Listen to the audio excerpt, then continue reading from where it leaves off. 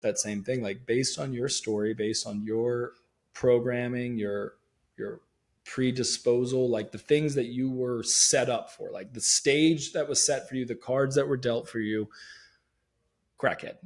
Like have every right to be a crackhead.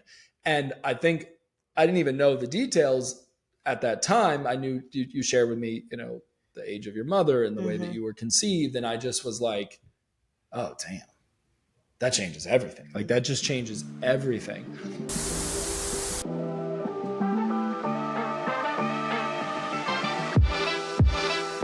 MyCORE is on a mission to be the world's most people-centric company. The purpose of this podcast is to get to the core of people.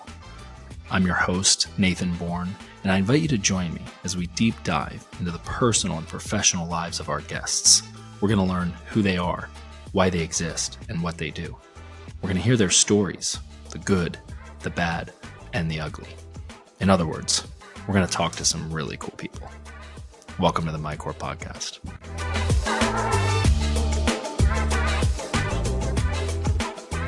Let's fast forward a little bit because what we've established is that your unique life events prepared you and equipped you. I would even say called you this identity with this purpose, this who with this why. Mm-hmm. And maybe you'd have to tell me that you were just like one step away or 1 degree away from being in the environment that you would need to have somebody that could understand enough about the world that you come from, but still have the influence and capabilities in the world that is run by the world. Are you picking up what I'm putting down? I'm kind of being encryptive because I'm pretty much saying that my whiteness and my success and the things that I've been able to accomplish is something that you can leverage. Mm-hmm. But if we didn't, it wouldn't fit. If we didn't mess with each other, like it was like, I don't mess with you, like your shit's fit. Weak. It wouldn't work. Right. So there has to be like a proper amount of connection on the real shit. Mm-hmm. But then there's also got to be this world. Because one thing I do want to talk about is your involvement with C12 and how impactful that's been on my life. And I know it's having an effect on yours and even just the short few months that you've been involved. So let's talk about this building because it's almost 2 years. Remember, I know, we were talking about that's Levi's so crazy. Baby shower. It's nuts. He's going to be crazy. 2 on June 26th. He's going to be 2 a week from tomorrow. Wow, that's so crazy. So how did we meet? And then also like, not only how did we meet, like the serendipitous part of it, but like what led you to even become part of this space and have your business and all that? So obviously, like hearing a little bit of my background, I've always kind of been a creative. Like I love creating things, bringing things to life, like whatever that looks like. And so how I got to Jacksonville, I'm from Central Florida and I wanted to go to college. So I'm like applying to all of these schools. Well, UNF is really freaking cheap. So I was like, you know what? I got to prove to all these other schools. It was down to my last 2. It was USF, which is in Tampa, and then UNF here. And I was like, I'm going to come to UNF. And I didn't go fall semester. I waited until the spring to come. And one thing my mom said from the beginning, she said, if you're going to go to college, you go there and you get a job. Like, because I can't afford to pay for anything that you need. You need to go get a job. And so I remember getting here and like trying to navigate all the things that comes with that. Just like paying for school, but also like I need to eat and like live and the whole college experience thing. So I got a job and I'm working and it wasn't enough. Like it just wasn't enough. I had to pay for my dorm. And when you were late, UNF locked the doors. So there was like multiple times where I couldn't afford the bill and it was an electronic key. Well, what meant late like at night? You mean late on rent? No, late on rent. Like, damn, like 2 a.m. you locked out? No, okay, late like you were on late, rent. they just shut it down. Yeah. Wow. You had 2 days. If you missed 2 the days, payment, that's not a grace period. No, That's it's not. No. It's just a period. Yeah. Right. That's just 2 days, 48 hours. Yeah, so they did not play. And obviously I have money like that and I had to pay most of the stuff out of pocket. I had to like I would sleep in like the library, like go up to the 5th floor and like crack out an aisle no one is ever in or something. Like if I got locked out. But here's what's wild. In those moments, correct me if I'm wrong, because I've had a couple similar moments in my journey. I'm like, I've been here before. Yeah. Right. Like you've slept in cars, you've been in homeless shelters, you've been like you're going to have a rough night, but you know, the sun's going to shine tomorrow. And when I wake up, I'm not letting this. Right. I got stuff to do. I got shit to do. You know what I mean? And I'll never forget one time. This was rough.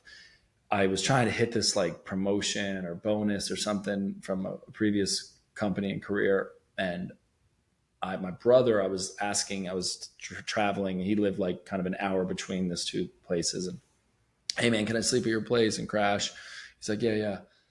So I stayed up. I was at like Panera until they closed, and I'm making calls and I'm trying to like get it done. And I didn't get it done. So I'm already defeated, going like, I missed it, and this is not going to be good for me financially. I kind of hang my head, and it's now like 2 a.m. I drive till like 3 a.m. and he didn't unlock. He forgot to unlock the door. Oh, yeah. Right. And he's got young kids, and I'm knocking, but I'm not like banging knocking. Right. I'm just like, shit, I'm texting him, calling him.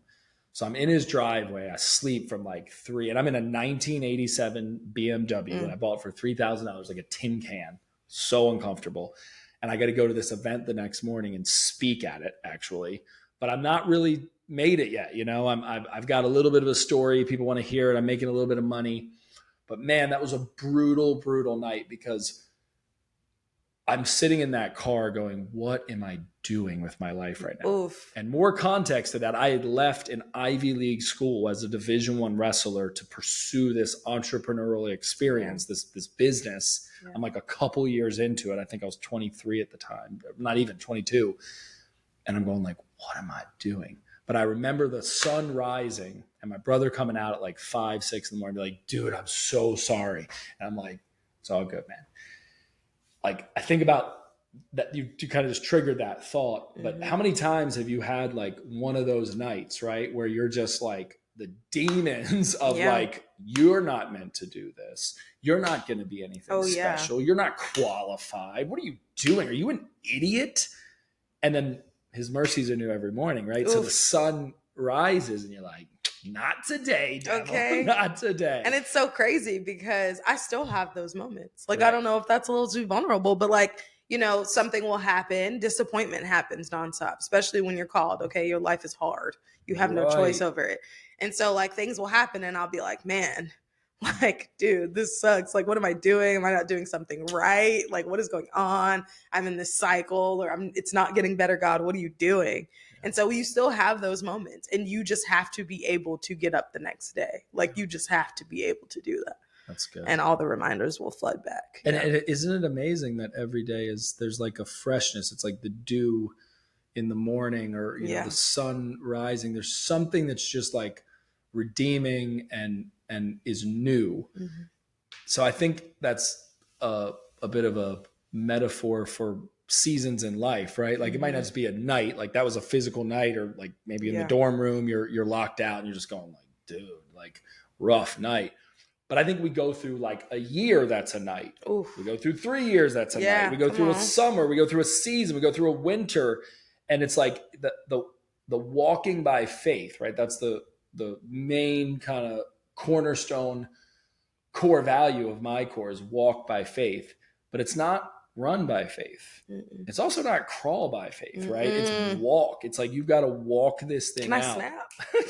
Yeah. So if I ever preach, I'll put you on the front row. I got you. I feel it in my shana. Yeah.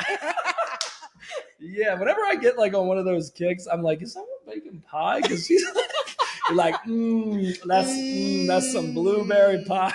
There's actually this funny trend type of thing that's going around right now, and it's in reference to female podcasts. Oh, really? And so apparently on female podcasts, all you hear when someone's talking is yes. So like people are recreating all these. Can videos. We do a trending sound? Oh, we should totally do it. We're doing more content. Yeah, later, let's right? do it. Yeah. We'll eat some lunch. And then we'll do that. So I just felt led to say that, like, these things aren't like way back in the past, like you were saying. They're happening now, and they'll continue to happen because every level has its devil, right? So you've got to slay that dragon and win that battle and shine light into that darkness at every single level, because you're actually building capacity at each of these levels, right? You're building capacity in each of these seasons. And from the moment we met, which we're going to talk about, to when you went through what you went through and kind of went dark, and I was like, where's Kenya? To then now being the chief brand officer for MyCORE. I mean, you've been being stretched into these arenas, stretched into even these skills, right? I mean, you had the core competencies, but you've been doing things that like I don't think you've done in the past, as far as like you probably have read more support articles than you ever thought that you would, right? And yet there's this source of energy that is feeding it, right? And you got to be careful, right, to not burn out and to not, the physiological part of it, obviously, and the mental health part of it. But correct me if I'm wrong. Are you finding his mercies new every morning? Like, are you feeling refreshed, even though you're like, I'm tired, but it's like a different type of tired when you're within your identity and within your purpose, when that who and why is firing. It's like all day, bro. I got this all day. And when I think about it, and we'll talk about it in a sec, but when I think about what most people think when they think of burnout is like, okay, well, you're just completely exhausted. You have no more energy to give. But most of the time you're burnt out in the head, I feel like, before anything else. Like your mindset is burnt out. You don't feel that spark when you wake up anymore. You're starting to question why you're living or why you're doing the things that you're doing. The Bible says that without vision, man will perish, people will perish. And as you were saying that, it made me think probably the number one way to burn out would be to stop dreaming. Absolutely. Right? Because if you just stop dreaming, then the hope that springs eternal is no longer springing. You're not priming that pump. So there isn't a desire and a push and a call and a pulling into tomorrow. Yeah. Like we're on, as humans, we're in time and space, right? So we're on a chronological, we're talking about chronos, but God's kairos, he's perfect timing. And I think we need to be a little bit more aware of kairos as we try to map out our calendars and our years and our OKRs for the quarter. And I think that's something I try to do in my leadership. And it takes an element of all right, I think we could get there faster. It's like we could get there faster, but would it be as great when we get there if we just gave it a little bit more time, or we let it marinate, or we let it saturate? And I think in a world where everything's so fast now, gimme, we need to slow that roll a bit. Yeah. So I'm hearing you say that sorry, you just get me fired up. That you've sort of always possessed the God-given gifts, the ones that were bestowed upon you from your mother, whether she knew she was doing it or not. Then you made choices to come here and go to school, to make it work financially, to be independent. Yeah, but it's crazy because I went to school for freaking accounting. Can you imagine if I was a freaking accountant, Nathan? That's just we got accounting partners. We love you guys. Keep bringing them referrals in. I was supposed to be an accountant. That's crazy. So I went to school to be an accountant. It doesn't add up. It doesn't. I just was like, math was pretty easy for me. I don't know what to go to school for. Nobody else in my family has went to college. I need to get my life together. So I'm sitting on this campus, struggling to pay my bills or whatever. And I didn't come up with some magical entrepreneur plan to make money. That's not what happened. Okay. God was developing a skill in me, right? So I was always creative. She was kind of like a friend, but she was like a friend through a friend. Okay. Reach out to me. She owned this magazine, and it was really, really small. It was very local, and she was like, I started posting these inspirational things on my Instagram. I had this brand that was called Kenya Loves You. That was That was it, y'all. Cheesy. It was called Kenya So how Loves old are You. you? This is not that long No, ago. yeah, I was 18. Yeah. So this is not even 10 years ago. Yeah. Yeah. So I'm posting these graphics and like coming up with inspirational quotes and all this stuff. And she's like, you know, your graphics aren't as bad. Like, do you think that you could like post on my social media? And I was like, me? How could I be qualified? What? This is like marketing. What were you using? Like not Oh Canva. my gosh, Adobe Spark. If you know, you know. I don't even know. I don't know.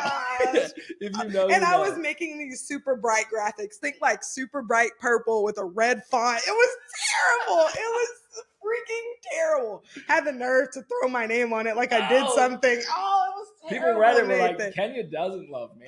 Not with this graphic.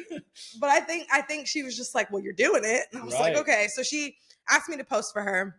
And it wasn't paid. We never talked about pay. I'm like, I didn't think people got paid to do this stuff. Like, you didn't even know people got paid. Right. I was like, oh, this is fun. I'm young, living my life. It's not like I'm already drowning in stress. Like, you're like, I'll sleep in the library again. Right. It's totally fine. Maybe I'll post in the library. It's totally fine. So I start posting for her and my graphics are like slowly getting better. And then I'm going to church up here with Chris, same partner. I came up here and I was like, look, I need a church. So I started going to his church and they're like, Kenya, you're so young and you're doing graphics. You should do graphics for the church. And I was like, of course. Right. It's not like my plate is, yes. No problem. Totally fine. It's not like I need to eat. I'll just, you know. Yeah, I'll just eat the little bread every week, like, every month. How often is communion? Like, like the extra juice. What do you guys do? So literally, and then so after a couple of months of doing these things, there was a church that I guess reached out to the church that I was doing it for and was like, who's doing your stuff? And so they gave them my information and this church said, we'll pay you. And it was real low. I'm talking like $150 a month. Yeah. I was like, oh my gosh, like, they are paying me. Oh, it's over. It is so over. Can't nobody tell me nothing. Mama said I'm never gonna make it. Oh, that's so. Yeah, no, literally. So I'm like doing these graphics, getting my little $150 a month. Okay, yeah. And it is because now I can get a chocolate bar once a month. You never know. Like I was lit, and I was like, wow, you know, people pay for these things, and that's literally how it started. From there, it spiraled into me doing it for multiple churches and helping random friends that I knew that needed graphics created, and God just perfected that. Even before I was getting paid, he just perfected that craft. And so it kind of spiraled, yeah. And so I always said, though, like growing up, I would be the kid that's in the car riding around buildings. And I'm like, I'm going to own that one. And I'm going to own that one. Like, I wanted to own the whole damn city. And I still do. So don't count me out yet. Yeah. Let's go. So in my mind, I was like, you know, this college thing, hopefully it leads me there. Like if I get a really good job, and then I can pay to start a business, and then it's all going to work out. I'm going to buy a McDonald's. Like, that was my plan. Like, it's going to be great. And so everything worked out. You wanted to buy a McDonald's? Yeah, I just knew they made a lot of money. Right, they make money. I want a Chick-fil-A now. Yeah, right. They're hard to get. You're saved. You're getting a Chick-fil-A. Okay, I need a My Pleasure. Right. I've been trying to get them to say you're welcome. I can't get them to trip. You know, I want them to just sin a little bit and say you're welcome. But you know, it hurts a little bit. I had one time somebody not say My Pleasure, and I was like, it's off brand. Yeah, it's not right. Like Chick-fil-A's like okay, Target. so this is so cool. So you're getting your 10,000 hours for free, you know, waffle fries for free. And you're like starting to build a financial mindset, like what Think and Grow Rich would call like a money consciousness, that you can attract money and start to monetize this God-given gift. Doing something that's fun for me. That's fun for like, you. It was that's crazy. Within your zone of genius, within your sweet spot. Yeah. And you'd think that I would have just taken and ran with it right now, because that's not how entrepreneurship works at all. So I ended up, I'm like, got this bank job. And I was blessed to work from home. No, it's not. Did you ever work at MyStar? No, I worked at PNC. I just made that up in my mind, right? I'll give context for that in a second. But okay, so not MyStar. Not MyStar. Okay. And I was working at this accounting firm for a little bit, making like $12 an hour. And I was like, oh, this is stressful. We ended up moving to like the west side, which if you know Jax, that's like 40 minutes away. Okay. I was working on the south side. And I'm like, oh my gosh, okay, I want to find a new job. And so I'm like doing all this research, like trying to look for jobs, applying every day. And I get this job at PNC Bank. And I'm like, this is awesome. And they offered me to work from home, this was before COVID. This was like, I was lit. I was like, oh God, doing his big one. Like, so I'm like working from home from PNC. And I reconnect with someone that I met in college, and she was trying to do her entrepreneur thing. She had a background in marketing though, but she loved to travel. Okay. And I love to travel, even though I never went anywhere. So in my mind, love the idea. Okay, I was like, oh, I want to travel. Oh, good. So we decide to freaking start. Why didn't I just go with graphics, Nathan? We decided to start a traveling company. You started like a travel agency? Yes, man. And we would plan out group travel for people. That's what we were supposed to do. How long did you do this for? Maybe like 7 months. See, because I've been impressed at how structured you are. The other kind of component of most creatives is that they're not organized. They're not like on timelines. They don't have project management. I wonder if this 7 months taught you like logistics essentially, because you had to like book things and you were dealing with clients. We did. And it was crazy because the girl that I did the business with, she came from a totally different background than me. You didn't have the money, you took out a loan. She was Black, but she was privileged. Okay. I almost spilled some tea, but I ain't gonna do it. I was gonna say, you paused. That was a pause. Well, she might listen. You gotta be careful. Yeah, I ain't gonna say it. You're gonna mention. You're gonna have to mention. But she did come from a very different background than me. And so like when we weren't making money in the company, she was like, we should just go get loans. And I'm like, man, my mom messed up my credit. I'm like, at 400, you want me to get a loan from? Like, this isn't it. So we're trying to run this company. We like hired a business coach. Like we're pouring all this money from my 9 to 5 into this job. And that was the first time that I really started pulling all-nighters, because I had a few church clients doing social media for them, but it was like really low lift and not stressful. And so then you I were had literally moonlighting. You had a day job at PNC Bank, not Five Star, and you then at night were building your business. And it was weird hours. Like I worked PNC from like 10 to 7. So I would wake up in the morning and I would work on like my business stuff, or like, what am I doing?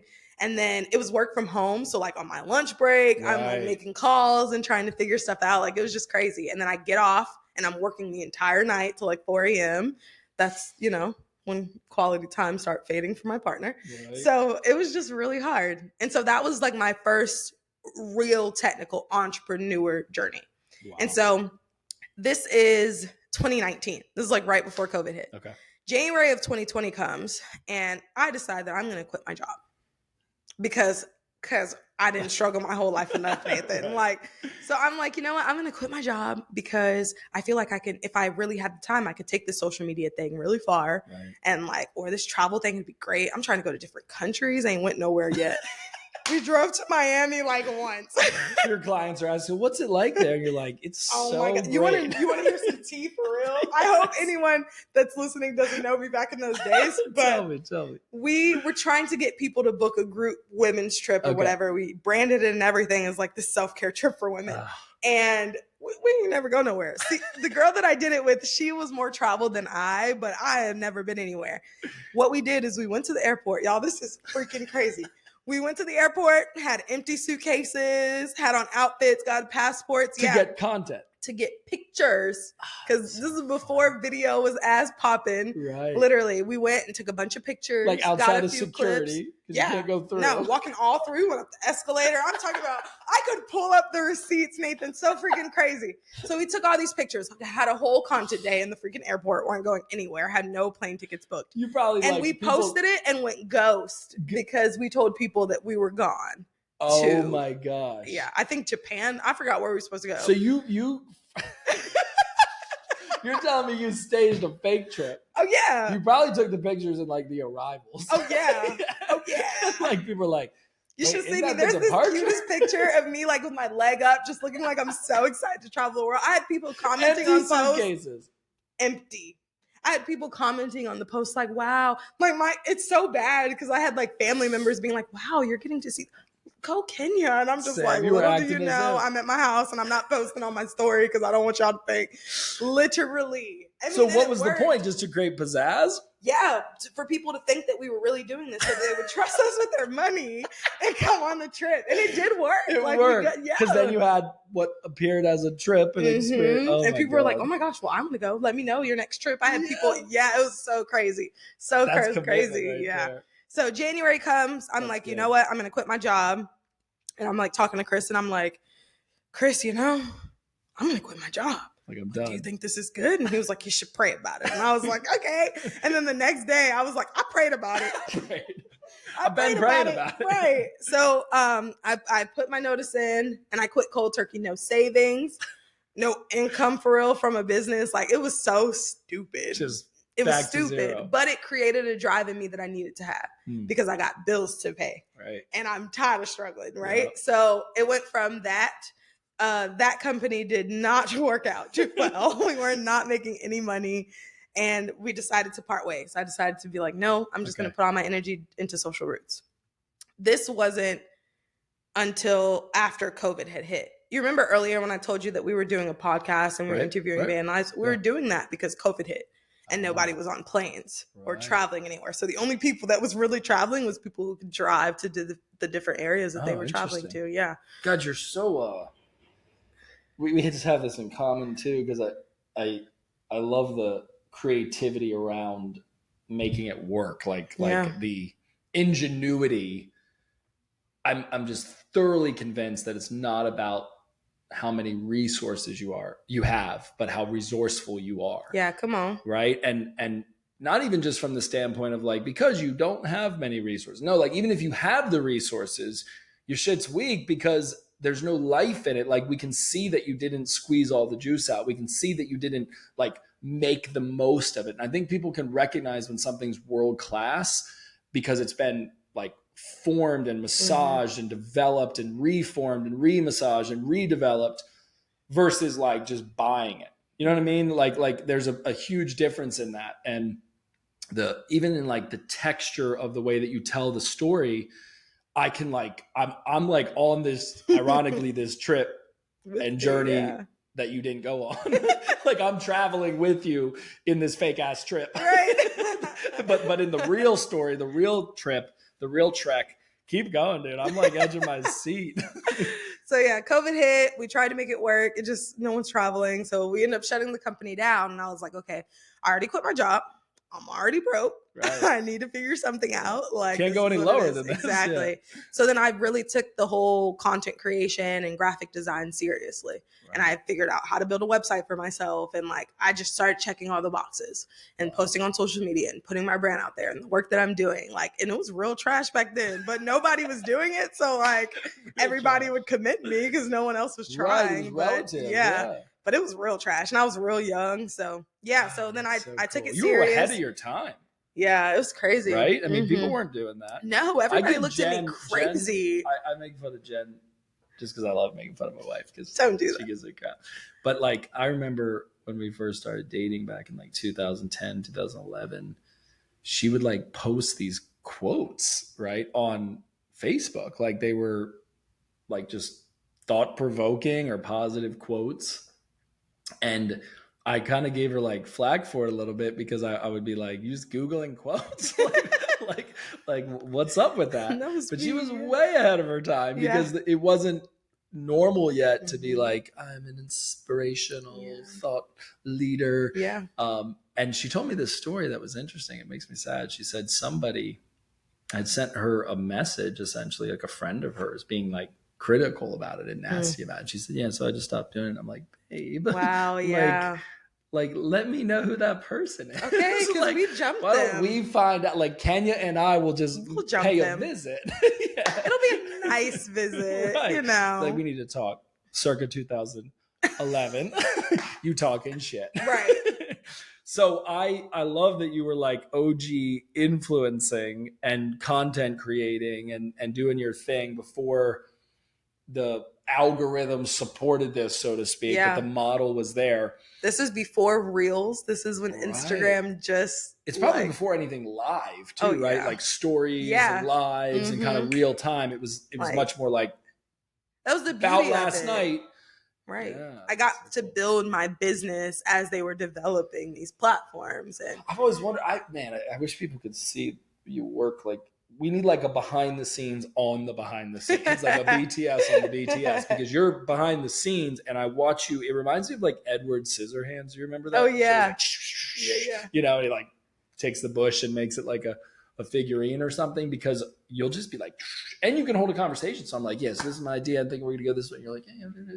And then we'll be done and you'll like post 3 things since the I'm like, what? How did you do that? I'm over here like elder millennial, like scrolling with my glasses on my bridge of my nose. It's nuts, dude. So, okay. I think we're getting pretty close to current time, because you're doing your thing. You've parted ways with your fake travel agent partner. You are independent creator. Yeah. And then is this about the time you meet Onyx? Yeah, a couple years later. Okay, so how long were you doing that hustle on your own, self-employed essentially?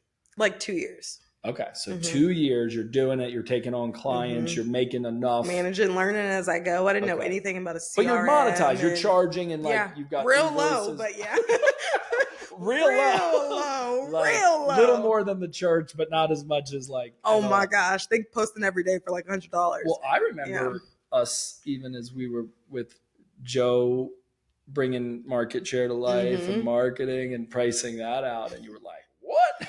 Let me tell y'all how they used to do me when Joe and I first got on board with MyCORE. They would be like, yeah, what do you guys feel like the pricing would be? And I would say a number and they'd be like, yeah, times that by 10. Literally everything that I said. And it used to be so funny. Mad cheap. Oh my like, gosh. No, this isn't Fiverr. Oh my like, gosh. We're so putting like crazy. A1 stuff out. You gotta pay for that, John. So crazy. I was psychotic, but you learn, right? Like, but so what's amazing is you were getting experience, you were getting your time in grade, you were just mastering your craft. And then so 2 years goes by, and I think you told me this story once. Is it true that you were like working out of a coffee shop and that's how you met Onyx and Jamie? Yeah, we actually met at an event.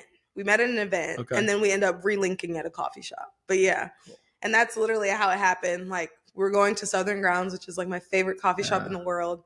And I think it was Onyx. She felt like she had this dream and she saw us all working and building something together. And literally we were like, I do graphic design and social media management. Jamie's a photographer and Onyx is focused on brand. She's everything branding and like brand development. And so we came together, and so quick too, because if you're a real entrepreneur, you have a real hard time with waiting. And like thinking things through before doing anything. So picture this. We met in the coffee shop like January. We were touring this place in February. which is when the story with the mirror.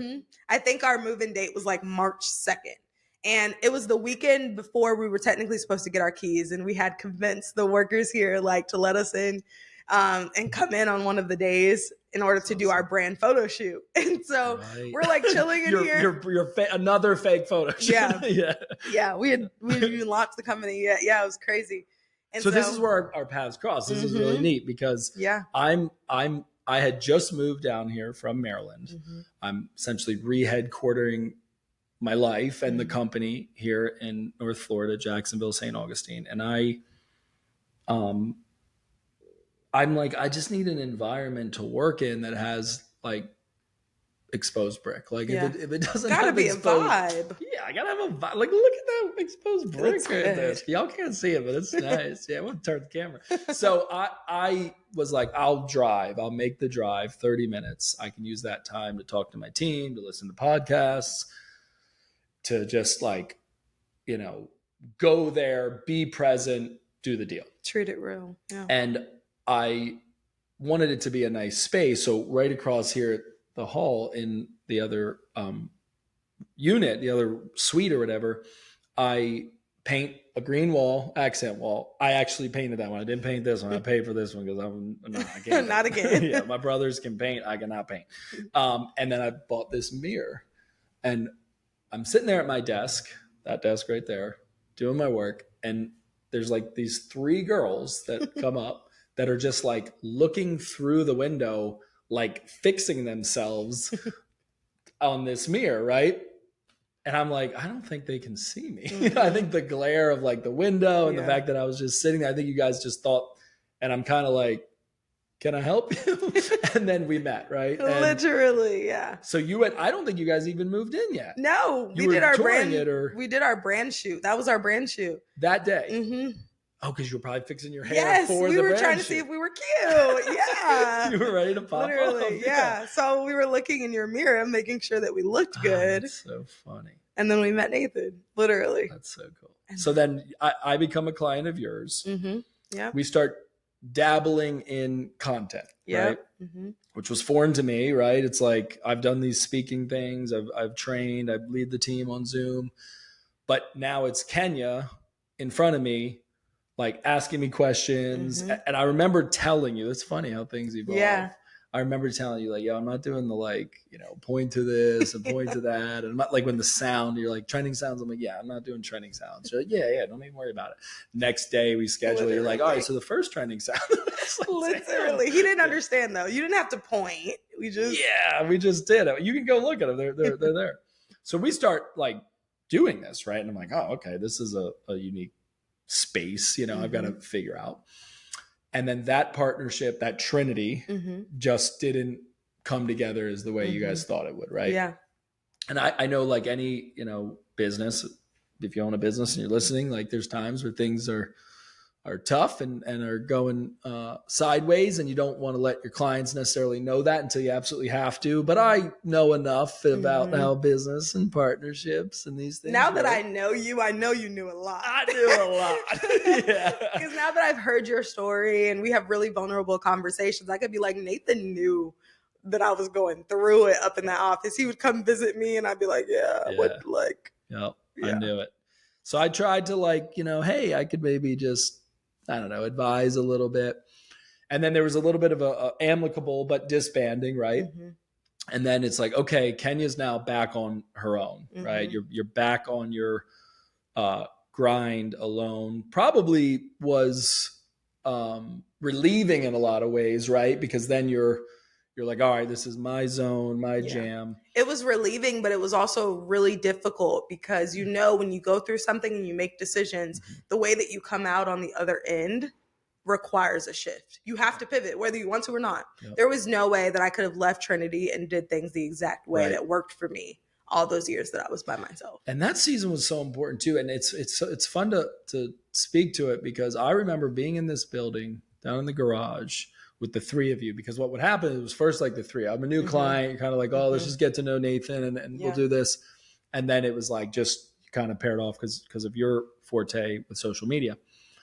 And I can remember, I mean, I know you guys hype your clients, but it was like the 3 of you were like, he's pretty good at this, right? Oh, yeah. Like, I mean, I don't want to put words in your mouth, but I think there was like a moment where you all were like, oh shoot, we were supposed to be recording. So I would be like saying something. Nathan was dope. Yo, you're dope. And if you know Nathan, like if you've been around him long enough, he would just say things. And it's like, dude, do you even know what you just said? Like, that didn't even click for you, and it doesn't click for me. That's how it felt the first content day with Nathan, like recording him. We would be like, oh, that was great. Okay, end recording. And then he would like keep talking, just talking. He didn't expect anything to happen. And we're like, dude, you did not have to do it like that. So it was crazy. That's humbling. It was so crazy. Yeah. Yeah. I mean, it's the Holy Spirit combined with like some real talk combined with, I don't know. I like to say the things that most people are thinking, that they're not willing to say or not stretch themselves to say it. But that was a cool moment in time because it was stretching me, going like, okay, maybe I need to learn this digital landscape. I need to navigate this world. And I put up resistance. There were things that I was like, I don't want to do that, or that's weird to me. And I talked about this in the conversation number 001, Rich O'Connell, that he pushed me to get to this moment with podcasting and all that. So that goes sideways. And I'm like, look, you're kind of like the deal, right? Let's work together, right? Like, I want to be a client of just yours then if you're independent. So we start again. We kind of get back on the horse. We're doing really inspirational things like get ready with me. I'm joking. But, that's what he wanted to do, guys. Yeah, I really want to do that one day. I'm like, this is my white t-shirt and I got it at Target for $14. So, and then you don't respond to my text, and not because it's like 2 a.m, but then you don't respond again. And I'm like, shit. So I'm checking our obituaries, I'm like just checking out the graveyards, like Adams. Damn, this ain't a good last name to be looking at. A lot of Adams. It's a lot of them. And you went dark, right? Completely, yeah. For, I don't know, a little while. And I remember thinking, and I didn't know the story that we've covered at this point, right? I didn't know the sitch. I think at one point, maybe you just kind of shot like a flare up that was like, as in like a survival flare that was like, I'm not dead. I'm alive. Like I'm alive. Yeah. Like, and it was like, hey, take your time. Right. And I'm thinking, I don't really know that much about this girl, but she's like insanely talented. So that couldn't have just come from UNF, like something happened.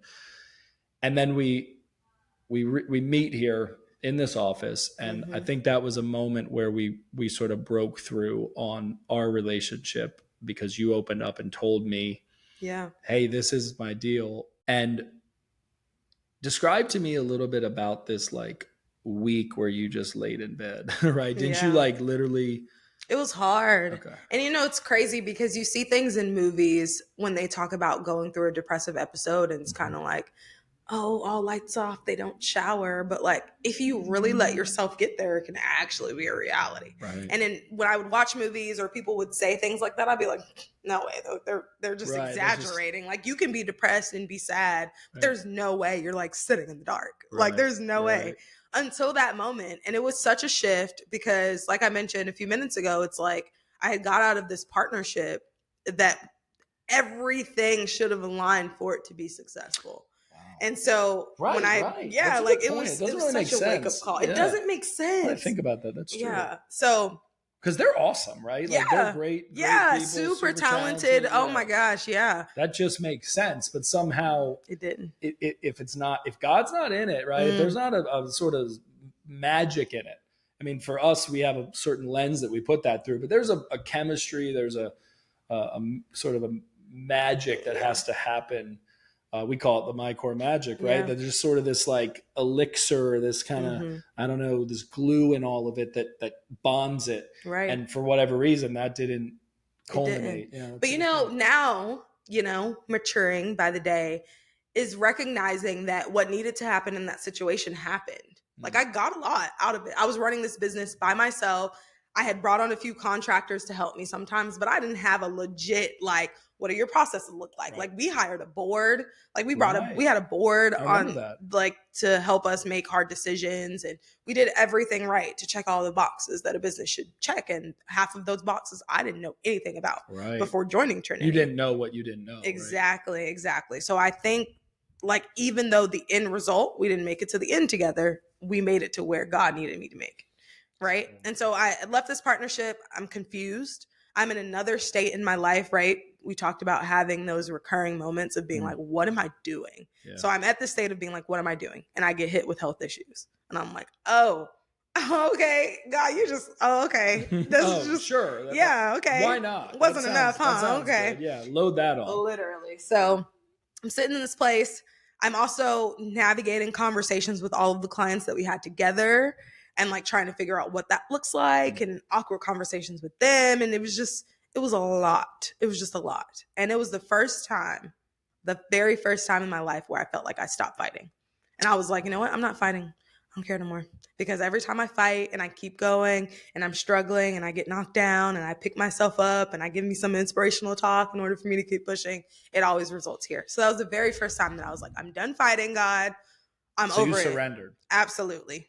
And what an interesting nuance there, because, you know, it goes kind of back to the hustle culture, right? I think people that have more of a, I don't know, limited lens on things yeah. would be like, you got to get up and fight, you know? And it's like, no, you No, don't, you dude. Like that was don't. like, it is finished, man. Like, Yeah. it is such a hard tension to hold between doing your part and filling your day with productivity and, you know, maximizing the moments, but letting go and letting God, letting go and letting it happen. And I mean, our bodies, like our physiological organisms will shut us down if we don't adhere to that Absolutely. reality, right? So in a sense, you had been grinding and fighting and pushing and Yeah. just your own strength. Kenya Adams, I got Absolutely. this. This couldn't possibly be as hard as my upbringing and my childhood and all this shit. And then God's like, nah, you're going to sit down and let me take care of this one. Absolutely. So in that moment where I went dark, y'all, it's not a figure of speech. Like I literally went dark. Like I literally, I didn't speak to anyone. I mean, like my partner lived with me and I barely talked to him. Yeah. Like it was just really hard. And I have all these people that are like, okay, well, this has just happened with Trinity. Like what's going on? Like, what are you doing? I have clients like Kenya. But in my mind, I'm like, I'm overwhelmed. I can't do anything right now. I just can't do anything but sit here and cry. And so it was just really, that was like a really big turning point. How long was that, you think, like time-wise? Probably like a month. Shit, yeah. Right. It was like like a month. Even like maybe even like 5 or 6 weeks. Did you like shower at all in that month? I mean, yeah, I showered a little bit. I'm kidding. Just like a bird bath every couple of days. No, it was just a month of like sitting in it, sitting in it, which is something that I never done. I never saw my mom sit in it. There's a reason I didn't know till 12. If she had sat in it, you would have been quick to tell me your story and help me to understand why you're doing the things that you're doing that affects my childhood. Right. So that was the first moment that I had ever just sat in it. And even though in that earlier, you like a few seconds ago, you said, you know, you had surrendered and you gave it to God, but I didn't. I didn't give it to God till after. In that moment, I had surrendered and just gave up. God had to give me another push in order for me to fully give it to him. But in that moment, I didn't give it to anybody. Like it reminds me of like jiu-jitsu, because as a wrestler, we're trained to never be on our back, right? So if you're on your back, you've given up, you've surrendered, you've gotten pinned.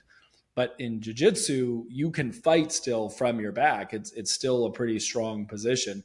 So in a way, it's like, even though you were laid up, laid flat, you're down, you're still like, just, no, I'm not giving this up yet. You know, so you were not quite surrendered, even though you were like put down, you know, like mentally you were shut down. So it really took after the fact, or towards the end of that month, I would imagine, to start to like, all right, God. Oh no, Nathan. No. It wasn't until you're stubborn. Listen, it really was. Because honestly, just being honest, it wasn't, that turning point didn't happen till after the conversation we had. I didn't send you a text message because I was seeing a light at the end of the tunnel. I sent you a text message because God convicted me on my heart to fix the things that I ignored while in my depressive state. I was still in it when I came into this office and I showed up that day. I could feel it. It was absolutely like I had never. Let's talk about this. I know we've gone like 2 hours. I know. I don't even know. Like, we might need to split this up into 2 parts, though, Nathan. Yeah, we got to hit with that part 1, part 2. Yeah, because there's no way this is gonna take 12 hours. But you know what?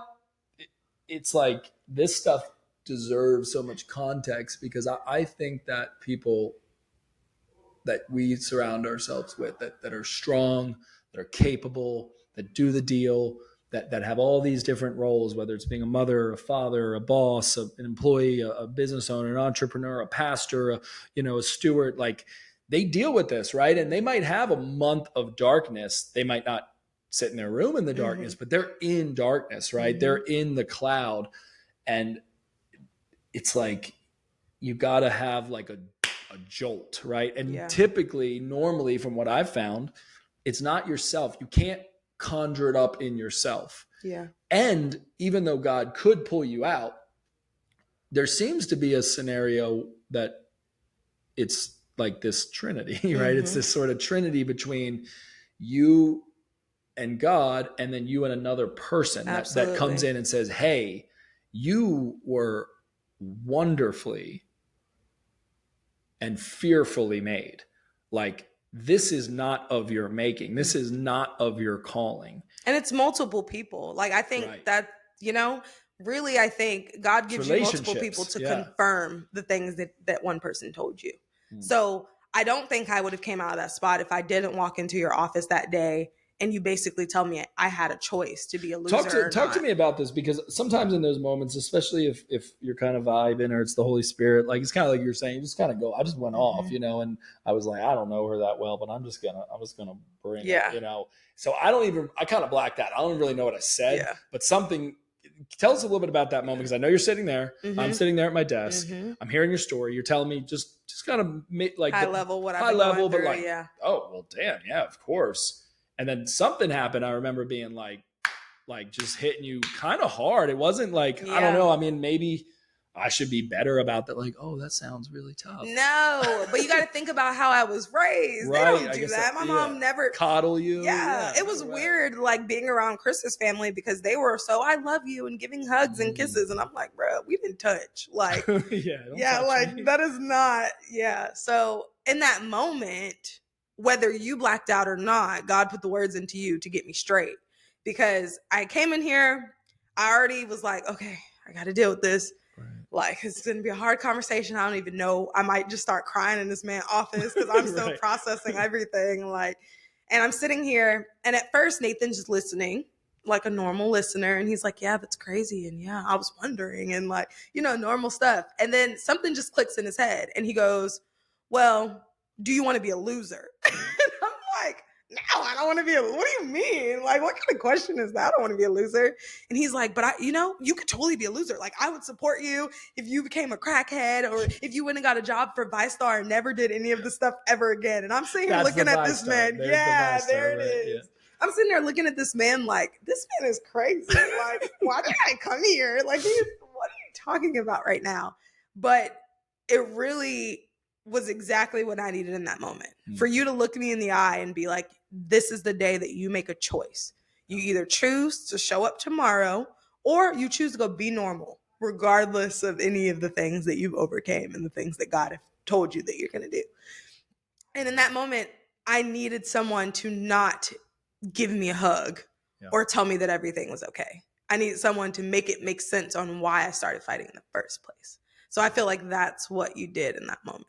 But y'all, he went in. He went in. He went in. He was like, you could be a loser. Like, I'll support you. I'll go buy you your first like crack or whatever. Like, yeah, let's go get some drugs. Why don't He's like, I'll support you. It's funny that you're saying this. Maybe that's where that like revisited in my mind, because earlier I was saying that same thing, like based on your story, based on your programming, your predisposal, like the things that you were set up for, like the stage that was set for you, the cards that were dealt for you. Crackhead, like have every right to be a crackhead. And I think I didn't even know the details at that time. I knew you shared with me, the age of your mother and the way that you were conceived. And I just was like, oh, damn, that changes everything. Like that just changes everything. And it's interesting that I don't know, somehow I just made a choice in that moment, and I don't take the credit for it, but it was just like, all right, well, we got a couple choices here, Kenny. Yeah. I was like, you can be a complete loser, and I'll support you in that, and maybe I'll buy you some food out here or whatever, right? Or you can get your shit together right now and recognize that everything that you've done up to this point was for a reason, was for a purpose, that it was like perfectly fashioned for you. And it's not going to be any easier, but when you're dialed into who you are and why you exist, what you got to do and how you got to do it and when you got to do it and where you got to do it, whatever, dude, that's just part of the process, right? Yeah. So just hold tight into that who and that why.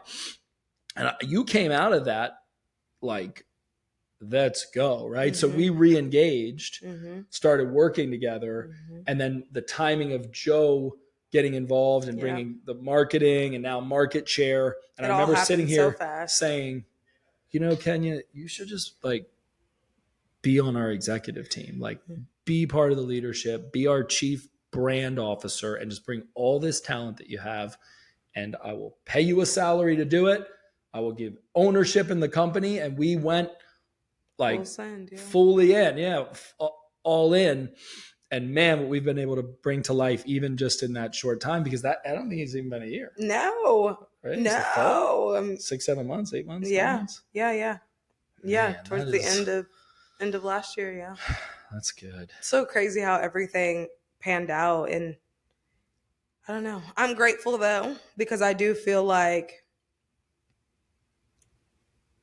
the beauty about God giving you the people that you need and not that you want is that it's like a wake-up call. Like that was the wake-up call, right? And there's random moments where I'm talking to someone on the executive team, or I'm talking to you, and it's a reminder of that wake-up call, because you're going to have those days where it's really hard today. Or, I slept 1 hour last night and I'm not feeling it, or I'm struggling, or this client was really pain in my butt today, or what am I doing, God, right? But as long as you keep those people in your life to remind you why you're waking up, that's all you need. It's interesting that like we built MyCORE to be hard. Like it's not easy. It's intricate. It's multifaceted. It's challenging. It's taxing. It's an ass kicking. And I think that's why we've been able to attract such amazing people like yourself. It's one of those kind of takes one to know one. And it's created this bond, I think, this sort of like social contract. And I would just encourage, like, if people are listening and they own a business, or they're in somewhere in the stages that you were in your journey, like, stop trying to find where it's easy. Stop trying to make it more convenient, make it harder, make it tougher, make it more resilient, make it more durable. And the right people will be attracted to it, and the wrong people will be repelled by it. And I think in a world that is so drawn to convenience and short-term thinking and immediate gratification, we have to combat that in our like design and in our development, because God just didn't design it that way, in my opinion. Even he worked for 6 days and took 1 day off. It's kind of amazing, like this 4-day work week. I'm like, okay, like God himself worked 6 days, like, why are you working 4, bro? So it's not really about the hustle as much as it is about the depth and the deep work that you can do by really like leaning into it. So I'm continued to be amazed by you, Kenya. I'm continued to be fascinated by your journey. And I feel like we just covered a lot of ground, and you're just getting started, dude. Like, this is just budding as far as the roots that you have, the foundation that you have.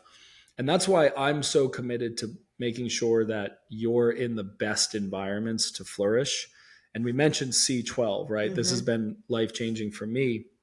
C12, for those of you listening, is a faith-based, Christian-based advisory group for CEOs and C-suite leaders, right? So I am in a forum, like a chapter, a group of other CEOs, and we come together, we go through, I've got the binder right there, like MBA level material from a business standpoint. We talk about, what's happening on in the world, and we've sort of dedicated our businesses to be business as a ministry, like BAM, as it's called. And they have this key players group, right? So I thought, okay, Kenya's local here to the area. She would bring so much value to this group, and she would gain so much value from it. And I'm just kind of curious if that's been stretching for you, because you're not being tested in like how well you can do what you do, right? There's no display of our like gifts in the work we do, right? You're not like graphically designing. You're getting together for a full day to go through this material that is philosophical, universal, theological. Tell me a little bit about how that's stretched you, and are you regretting agreeing to doing it some days? No, I'm not regretting it at all. It's honestly been unexpectedly good. Nice. Like, we've been candid this whole time on this conversation, like giving the raw. So I'm continue to do that. I remember Nathan invites me to the C12 thing, and you were already talking to me about it for a while. And I was like, oh, that's kind of cool. That's cool. he brings me one day. He's like, you come with me today. This is before he signed me up to be a key player. And I'm like, all right. We walk in and I look around and I'm like, holy crap. What did this man just put me in? I'm like, okay, well, there's no Black people and there's no young Black people. Nathan, what are you doing? You felt you were back in school. Oh my gosh. I was just nervous, right? Because, like I have a few tattoos and I'm like, Christians can be a little hardcore. I'm like, they're about to judge the heck out of me. I talk with a little bit of slang. Like, right. So I get in this atmosphere and I'm really nervous. And, we tend to create a lot of situations for ourselves without even seeing how someone's going to treat you. So in my mind, I'm like, I already know they're probably like side eye in the side of my face when I'm sitting here. Man. And Nathan's already edgy enough, y'all, for the group. He is edgy enough. So in my mind, I'm like, of course Nathan would be the one to bring. To bring the Black girl. Like literally. So I'm sitting here and I'm listening in. And I'm like, wow, whoa, these people are legit. Like they are building amazing companies and they're doing it so cool. And I'm like, wow, okay, this is cool. By the end of the day, I felt completely different than the way that I had walked in. I was like, okay, it's genuine. Yep. And it's not like they don't want to be diverse. It just hasn't happened yet. They just ain't diverse. Yeah. And the desires there. Everybody was so sweet and they really poured life. And it was really cool to be in an environment around people who are society's idea of successful and have vulnerable conversations and be real about the struggles of business and like all the things that comes with building something great. Like, and so it was just really cool to see. And I was like, yeah, I want to do it. I want to do it. And that was, you brought me to like your end of year one. Yeah, so it was like it was a little large different. group setting. It was probably a little different. 50, 60, I don't know, 75 people there or something. But now you're in a group where you're intimate, meeting like 10, and 12, it's like crazy. The balance wheel has changed my life. Right? Yeah. It just put in perspective. They have this thing for you guys who aren't in it, I guess. I don't know if they share it publicly. But they have this balance wheel. I can't curse for a whole day. When I'm the worst. Do you ever? In the group? Yeah. I think I like one time. Oh. And I was like, peace be with you too. They're like, do you want me to, should we pray for you? I was like, for what? They're like, you were cursing. I was like, oh. I just got fired up a little bit. Shit, my bad.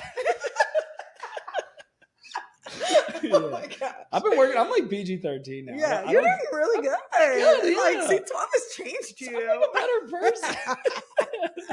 Like, we out here. Oh my gosh. But the balance wheel. Oh yeah. So they have this balance wheel, right? Where they have you measure like the different aspects of your life, from family to relationships to fitness to nutrition to rest and retreat. All the things. And as I'm starting to fill this thing out, when I first got there, I'm like, dude, I suck. My life ain't balanced at all. Like, that's what I'm thinking. And as time goes on, it like really puts in perspective of like what balance looks for you might not look like what everybody thinks it is, and how you have to build this life around what that looks like for you. Like for you to live out your purpose and do it right without you, And the awareness is so life-giving. Like I came back from our event in Minneapolis and I just was like, dude, I'm redlining. And I realized that over the past several months, every time I did that balance wheel and checked in, when it came to rest and retreat and, time with God and fun and recreation, it was like one. Yeah. I was like, I'm not having any fun. I'm just grinding. And I said to my wife, I was like, babe, we need to take a few days. And then we had such a nice time getting away. I flew my mom down. She stayed with the kids that we said, we need to redo this again with the kids. So we booked another Airbnb on the beach and had like a kickoff to the summer. This was just, a few weeks ago. But what a life-giving moment that was. I didn't realize how much tension I was carrying. I didn't realize how much I needed it. And now my decision-making is different. Even sort of my presence in these podcast episodes, I think I would probably be more high strung if I didn't take that time. And I'm going to have to factor that in because, nobody wants to sit here and be like, yeah, how's it going? You had your happy juice yet? You have no happy juice and get that coffee on the haymaker. So I'm trying to kind of lean more into, I liken, or I fancy myself somebody that is of a relaxed intensity, but I'm often like an intense intensity, so I want to be more on that relaxed side. So it's so helpful to assess all of that holistically. It's been like the perfect balance between like the way that I picture it when I go in. I know there's a few things that I'm going to feel that day or learn that day. Number one is I'm going to learn something in relation to business, like actual tangible stuff that we're learning, like ways that you can improve the processes and the way that you're running your business, which is like really freaking dope. And then we're able to come together and figure out, well, let's take this, or this is what we learned today. So there's that aspect. There's the spiritual aspect. Like we literally do a devotional together and like go through it and talk about it. And, you know, all that comes with that. And then there's all the mindset stuff too that comes with just being in community and being able to bounce ideas. They have this thing at the end where they ask if anybody has any like pressing issues that they would like advice on or anything. Like that's just cool to just be in there. Number one, understanding that you're not alone in the struggles that you are experiencing. And my group's a little different than yours because I'm surrounded by key players. So our conversations are shifted, but dude, we're all going through the same thing. And we're going through the same material, which is awesome. Absolutely, yeah. And this definitely counts as a sync meeting. I think we've been talking about this. Yeah. Brett, if you're listening, we good. We did it. That's awesome. Brett's our chair. He leads the group, and you know we're supposed to do these sync meetings. I was like, "Did y'all do your sync meeting?" I'm like, "Yes, we talked about MyCORE and Jesus." Yeah. I mean, like we get it in there. we do, squeeze like it in. You know, he'll be like, "Yeah, you remember in C12 as we're trying to apply something." Yeah, I just bake it in. But one thing too that we really work on is how to preserve our faith in the marketplace. I mean, it's like damn near illegal to be a Christian now, you know, and it's wild because the people that are in opposition of that are oftentimes saying tolerance and you know, let's celebrate everyone. Is like, well, aren't I everyone? You know, like, can I celebrate my faith and my beliefs and my customs and my culture? No, not yours. Only the new ones or the new age ones or the ones that aren't even like common in the places we live. Right. I'm edgy, as you said, in the sense that I push limits like in pretty much every area of my life. Right. Yeah. So a lot of the people in my group, they have multi-million-dollar companies and they may or may not have been as bold in their faith when they started the company, when they built the company. But I kind of always was this way and was like, look, if you can't stomach it, then that's okay. You know what I mean? But it's been kind of fun to grapple with that because there's like channels and even boundaries that we have to sort of navigate, but still stay strong in our beliefs, you know, and in our faith. So yeah, I'm glad that that's just having an effect on you. And I know that I've heard from Brett that you're having an effect on the group, which I'm not surprised by at all. So we'll have to check in on that over time and keep on keeping on. Laura is going to be joining a group in Minneapolis. Oh, cool. Yeah. And my goal is to just have like, you could be a raging atheist. Value. You should be part of it because of the acumen. Like it's just too good of a good material. And you can apply it everywhere. I love it. Kenya, I can't believe it because we've covered 2 hours, I think. More than that, I think. Damn, yeah. Let's get some lunch. You hungry? Yeah, a little bit. And we got to do those trending sounds Yeah, we too. got to record some content. Dude, what was the one with the women pod? Oh, they'd be like, I want to do that one. I got to find it. I want to do that one. That'd be fun. And I feel like we've really only scratched the surface, which is amazing. So there's going to be a part 2. There's going to be a play-by-play. But truly, from the bottom of my heart, I love you. I love you too. You're just amazing. I love you too. So awesome. Conversation number 002 with in the books. Kenya Adams. Yeah. Beast. Peace.